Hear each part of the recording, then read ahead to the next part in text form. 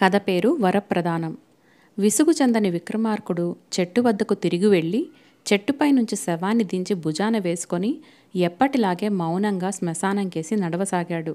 అప్పుడు శవంలోని బేతాళుడు, రాజా, నీవు ప్రదర్శించే ఈ శ్రమతోనూ దీక్షతోనూ ఎన్నో అద్భుత శక్తులు సంపాదించి దేవదత్తుడిలాగా లోకోపకారం చేయవచ్చును కదా, ఎందుకిలా నీ శ్రమను దీక్షను వ్యర్థం చేసుకుంటున్నావు?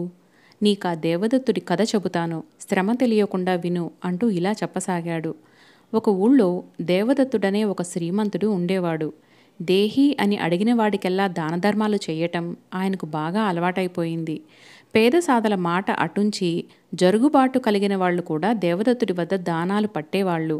ప్రతిరోజు దానధర్మాలు ఎంత ఎక్కువగా చేస్తే దేవదత్తుడికి అంత ఆనందంగా ఉండేది. ఇలా ఎడాపెడా దానాలు చేస్తుంటే ఎంత డబ్బైనా తరిగిపోక తప్పదు. దేవదత్తుడి డబ్బంతా అయిపోయింది. ఇళ్ళు, వాకిళ్ళు, పొలాలు, ఇతర ఆస్తులు అమ్మేసి అదంతా దానధర్మాల క్రింద ఖర్చు పెట్టేసి దేవదత్తుడు కటక దరిద్రుడైపోయాడు. ఆయన తన భార్యా బిడ్డలతో ఒక పూరి గుడిసెలో కాపురం ఉంటూ తిండి కూడా ఇబ్బంది పడసాగాడు. ఈ స్థితిలో కూడా ఎవరైనా తన వాకిట ఆకలితో నిలబడితే తన తిండి కూడా వాడికి పెట్టేసేవాడు. ఇలా జీవించటం దేవదత్తుడికి రోత అనిపించింది. చేస్తే దానధర్మాలు చేస్తూ బతకాలి, లేకపోతే చనిపోవటమే మంచిది అని అతనికి తోచింది. అందుచేత ఆయన తన భార్యతో, నేను వెళ్ళి డబ్బు సంపాదించుకుని వస్తాను, నీవు కూలీ నాలీ చేసి అయినా సరే బిడ్డల కింద తిండి పెడుతూ ఉండు అని చెప్పి ఇంటి నుంచి బయలుదేరిపోయాడు. అయితే ధనం ఎలా సంపాదించాలో దేవదత్తుడికి తెలియలేదు. అందుచేత అతను తిన్నగా అడవికి వెళ్ళి ఒక చెట్టు కింద కూర్చొని తన జీవితం చాలించ నిశ్చయించుకున్నాడు. చావు ఎలా వస్తుందో అతనికి తెలియదు. తాను ఆకలితో మాడి చావవచ్చు, లేదా ఏ క్రూర మృగమో తనని చంపి తినవచ్చు. ఏ రూపంలో వస్తుందో తెలియని చావు కోసం ఎదురు చూస్తూ దేవదత్తుడు చెట్టు కింద కూర్చున్నాడు. ఇదంతా చెట్టు మీద ఉండిన ఒక యక్షుడు చూసి ఆశ్చర్యపడ్డాడు. దేవదత్తుడిని చూస్తే తపస్సు చేసుకునేవాడిలాగా లేడు. మామూలు మనిషి అడవిలో చెట్టు కింద ఎందుకు తిష్టవేస్తాడు? ఈ సంగతి తేల్చుకుందామని యక్షుడు చెట్టు దిగి వచ్చి, ఎవరు నీవు, ఇక్కడ ఎందుకు కూర్చున్నావు అని అడిగాడు. దేవదత్తుడు యక్షుడితో తన కథ అంతా చెప్పి, ఎంతమంది దరిద్రమో పోగొట్టడానికి నా జీవితం దారపోసి నేనే దరిద్రునయ్యాను, ఇక నాకు జీవించాలని లేదు అన్నాడు.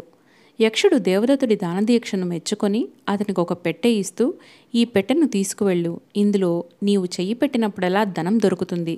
ఆ ధనంతో దానధర్మాలు చేస్తూ దారిద్ర్య బాధ లేకుండా నీ భార్యాబిడ్డలతో సుఖంగా ఉండు అని మాయమయ్యాడు. ఏ దేవతో తనకి మహిమగల పెట్టె ఇచ్చినట్టు దేవదత్తుడు తెలుసుకొని పరమానంద భరితుడై ఇంటికి వెళ్ళాడు. పెట్టెలో చెయ్యి పెడితే అందులో ధనముండేది. ఆ ధనంతో తన ఇంటికి కావలసినవన్నీ కొని ఎప్పటిలాగే దానధర్మాలు చేస్తూ ఆస్తులు పాస్తులు కొనే ఆలోచన తలపెట్టక ఆ పూరి గుడిసెలోనే సుఖంగా కాపురం చేస్తున్నాడు. ఆ ఊళ్ళోనే సంకర్షణుడు అనే ఒక దుర్మార్గుడు ఉన్నాడు. వాడు దేవదత్తుడి జీవితంలో కలిగిన మార్పులన్నీ గమనిస్తూనే ఉన్నాడు. కానీ తిండి కూడా లేని నిరుపేద అయిపోయిన దేవదత్తుడు ఎలా వెనకటిలాగా దానధర్మాలు చేయగలుగుతున్నాడో సంకర్షణుడికి అర్థం కాలేదు. ఈ రహస్యం తెలుసుకుందామనే ఉద్దేశంతో వాడు దేవదత్తుడి ఇంటికి వెళ్ళి యాచించాడు. దేవదత్తుడు ఒక విచిత్రమైన పెట్టెలో చెయ్యి పెట్టి పట్టెడు డబ్బులు తీసి వాటిని సంకర్షణుడి చేతిలో ఉంచాడు. అయ్యా, తమరు దానధర్మాల క్రింద తమ సర్వస్వము తెగనమ్మి ఖర్చు పెట్టేశారు కదా, ఈ స్థితిలో కూడా అడిగిన వారికెల్లా దానధర్మాలు ఎలా చేయగలుగుతున్నారు? ఇది చాలా వింతగా ఉంది అన్నాడు సంకర్షణుడు. అంతా దేవుడి దయ అని దేవదత్తుడు చెప్పాడు. సంకర్షణుడు దేవదత్తుడి ఇల్లంతా కలయజూశాడు. ఆ పూరి గుడిసెలో డబ్బు దాచిపెట్టగలిగిన ఒక ఇనుప్పెట్టెగాని కొయ్యపెట్టెగాని లేవు. దేవదత్తుడి రహస్యం ఆ వింత పెట్టెలోనే ఉంటుందని నిశ్చయించుకొని ఒకనాటి రాత్రి యక్షుడిచ్చిన ఆ పెట్టెను కాస్త దొంగతనంగా తీసుకుపోయాడు. సంకర్షణుడి శ్రమ అంతా వ్యర్థమైంది. ఎందుకంటే వాడు ఆ పెట్టెను ఇంటికి తీసుకుపోయి తెరిచి చూస్తే అందులో చిల్లి గవ్వ కూడా లేదు. చివరకు పొయ్యిలో పెట్టి కాల్చటానికైనా కొయ్య పెట్టె కాదు, పెద్ద రాయితో కొట్టినా అది సొట్ట కూడా పడలేదు. ప్రాణం విసిగి సంకర్షణుడు ఆ పెట్టెను అటకపైన పారేశాడు. వాడికి దేవదత్తుడిపైన చాలా ఆగ్రహం కూడా వచ్చింది. ఎందుకంటే దేవదత్తుడు సంకర్షణుడు అడిగితే తన రహస్యం చెప్పక అంతా దేవుడి దయ అన్నాడు. ఈ రహస్యం తాను కనుక్కోలేకపోతే కనీసం రాజుగారైనా కనుక్కోలేకపోతారా అని అనుకొని ఆ నీచుడు రాజుగారి వద్దకు వెళ్ళి, మహారాజా, తమ ఊళ్ళో దేవదత్తుడనే వాడున్నాడు. వాడు దానధర్మాలు చేసి తన సర్వస్వము పోగొట్టుకున్నాడు. వాడికి ఈ మధ్య ఏదో నిధి నిక్షేపం దొరికినట్టున్నది. ఎందుకంటే వాడు మళ్ళీ వెనకటిలాగే అందరికీ ఎడాపెడా దానధర్మాలు చేస్తున్నాడు. రాజ్యంలోని నిధి నిక్షేపాలు తమ సొత్తు గనుక నేను ఈ సంగతి తమకు మనవి చేశాను అన్నాడు. ఇది వినగానే రాజు మంత్రితో, మీరు భటులను వెంటపెట్టుకు వెళ్ళి ఆ దేవదత్తుడి ఇల్లు సోదా చేసి నిధి నిక్షేపాలేమన్నా ఉంటే వెంటపెట్టుకురండి అన్నాడు. ఆ ప్రకారమే మంత్రి భటులతో సహా దేవదత్తుడి ఇంటికి వెళ్ళాడు. ఆ పూరి గుడిసె చూస్తూనే మంత్రికి దేవదత్తుడి దారిద్ర్యం అవగాహన అయ్యింది. అయినప్పటికీ ఆయన దేవదత్తుణ్ణి, నీ ఇంట నిధి నిక్షేపాలున్నాయని తెలిసింది, అలాంటిదేమైనా ఉంటే దాన్ని తక్షణం రాజుగారి పరం చెయ్యి అన్నాడు. మహాప్రభు, నా దగ్గర చిల్లి గవ్వ కూడా లేదు అన్నాడు దేవదత్తుడు. అంత పేదవాడివి ధారాళంగా దానధర్మాలు ఎలా చేస్తున్నావు అని మంత్రి అడిగాడు. ఒక యక్షుడు నా దానకాంక్ష తెలుసుకొని నా పైన అనుగ్రహించి నాకొక పెట్టె ఇచ్చాడు. అందులో నేను చెయ్యి పెట్టినప్పుడల్లా డబ్బు చిక్కుతుంది. ఆ డబ్బే దానధర్మాలకు వినియోగిస్తున్నాను. ఆ పెట్టెను కాస్త నిన్న రాత్రి ఎవరో ఎత్తుకుపోయారు. ఇవాళ నేను ఎవరికి కూడా చిల్లి గవ్వ దానం చేసే స్థితిలో లేను. నాకెంతో బాధగా ఉంది అని దేవదత్తుడు మంత్రికి చెప్పాడు. దేవదత్తుడు నిజమే చెబుతున్నాడని మంత్రికి తోచింది. అంతేకాదు, దేవదత్తుడి పెట్టెను దొంగిలించినవాడు సంకర్షణుడే అయి ఉంటాడని కూడా ఆయన ఊహించాడు. అందుచేత ఆయన భటులతో సంకర్షణుడి ఇంటికి వెళ్ళి ఇల్లంతా శోధించగా అటకపైన పెట్టె దొరికింది. మంత్రి నిలవదీసి అడిగిన మీదట సంకర్షణుడు తాను పెట్టెను దొంగిలించిన మాట నిజమేనని ఒప్పుకున్నాడు. కానీ అందులో ఏమీ లేదని, దేవదత్తుడు తన ధనాన్ని ఇంకెక్కడో దాచాడని అన్నాడు.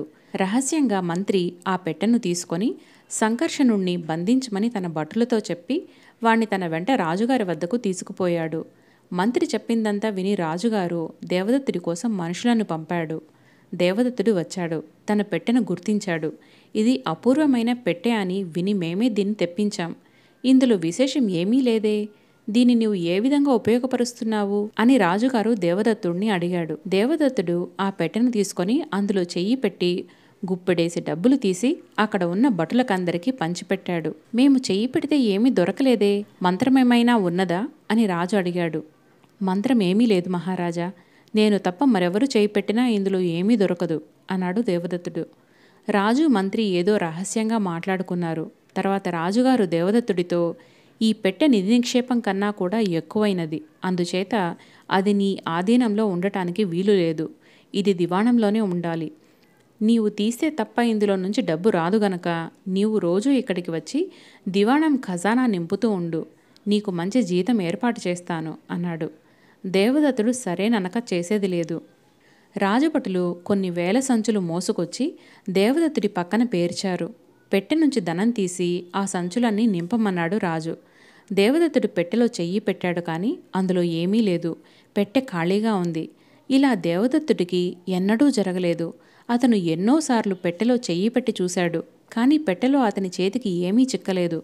దానికి రాజు, దొంగవేషం వేస్తున్నావు, నిన్ను చిత్రవధ చేయిస్తాను అని దేవదత్తుడిని బెదిరించాడు. కానీ దేవదత్తుడికి అంతకన్నా పెద్ద దిగులు పట్టుకుంది. ఈ పెట్టెలో నాకు డబ్బు దొరకకపోతే నేను దానధర్మాలు ఎలా చేయగలను అని అతను విలపించాడు. మంత్రి సూక్ష్మబుద్ధి కలవాడు. దేవదత్తుడిలో కపటం ఏమీ లేదని గ్రహించి ఆయన రాజుతో దేవదత్తుణ్ణి క్షమించమని ఆ పెట్టె అతనికే ఇచ్చి పంపేయమని అన్నాడు.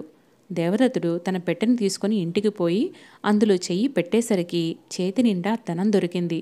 పెట్టె మహిమ తిరిగి వచ్చినందుకు సంతోషపడి అతను తన జీవితమంతా దానధర్మాలలో సుఖంగా గడిపాడు. బేతాళుడు ఈ కథ చెప్పి, రాజా, యక్షుడి అనుగ్రహం వల్ల దేవదత్తుడికి ఆ పెట్టెలో నుంచి డబ్బు తీసే శక్తి లభించింది కదా, రాజుగారి ఖజానా నింపవలసి వచ్చేటప్పటికీ ఆ శక్తి ఏమైంది? ఈ ప్రశ్నకు జవాబు తెలిసి కూడా చెప్పకపోయావో నీ తల పగిలిపోతుంది అన్నాడు. దానికి విక్రమార్కుడు, వరాలు వేరు, శక్తులు వేరు. యక్షుడు దేవదత్తుడికి ఏ శక్తిని ఇవ్వలేదు. దానధర్మాలు నిర్విఘ్నంగా చేసే వరం ఇచ్చాడు. అతనిలో ధనాన్ని సృష్టించే శక్తి ఉన్నదని భ్రమపడి రాజుగారు ఆ శక్తి ద్వారా తన ఖజానా నింపుకుందామని అనుకున్నాడు.